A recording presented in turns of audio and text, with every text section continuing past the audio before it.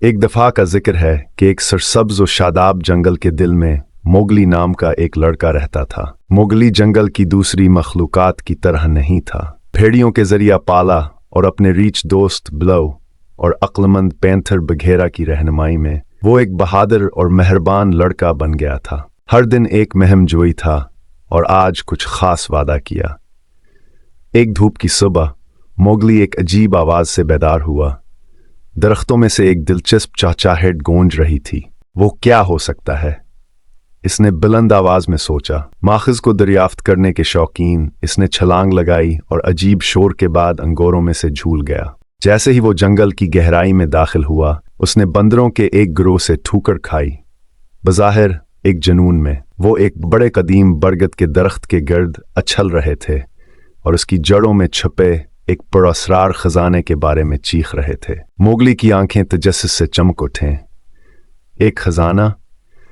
اس نے بندروں کو ان کی متحرک گفتگو میں شامل کرتے ہوئے پوچھا۔ شرارتی بندر کنگ لو نامی ایک خوش مزاج ساتھی نے وضاحت کی کہ یہ خزانہ ایک افسانوی پھل ہے جس نے جو بھی اسے کھاتا ہے اسے جانوروں کی تمام زبانیں سمجھنے کی صلاحیت عطا کرتا ہے۔ موگلی، جس کا پہلے سے ہی جنگل کی مخلوق سے خاص تعلق تھا، اس خیال سے متوجہ ہوا۔ اگر میں تمام مخلوقات کو سمجھ سکتا ہوں، اوہو، وہ کہانیاں جو میں سن سکتا ہوں، موگلی نے پرجوش انداز میں کہا۔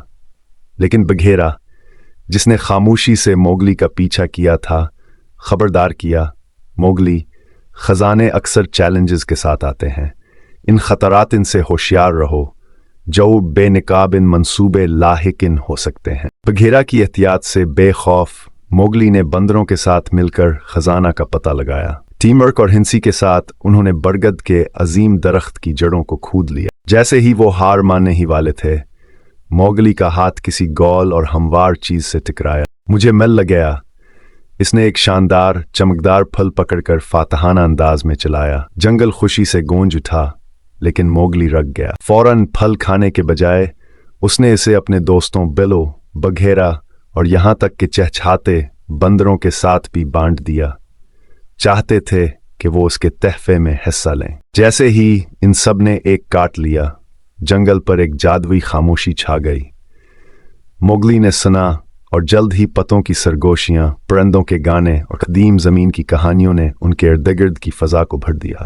وہ ایک ساتھ برگد کے درخت کے نیچے بیٹھ کر ہر مخلوق کے دل کو سمجھتے اور اس اتحاد کا مزہ لیتے جو ان کی نئی قابلیت کے ساتھ آیا تھا۔ موگلی نے محسوس کیا کہ اصل خزانہ خود پھل نہیں، بلکہ وہ رشتہ ہے جو ان کے درمیان مضبوط ہوتا ہے۔ اور اس طرح موگلی کا نیا ایڈونچر سامنے آیا جو ہنسی، دوستی اور جنگل کے گانوں سے بھرا ہوا تھا۔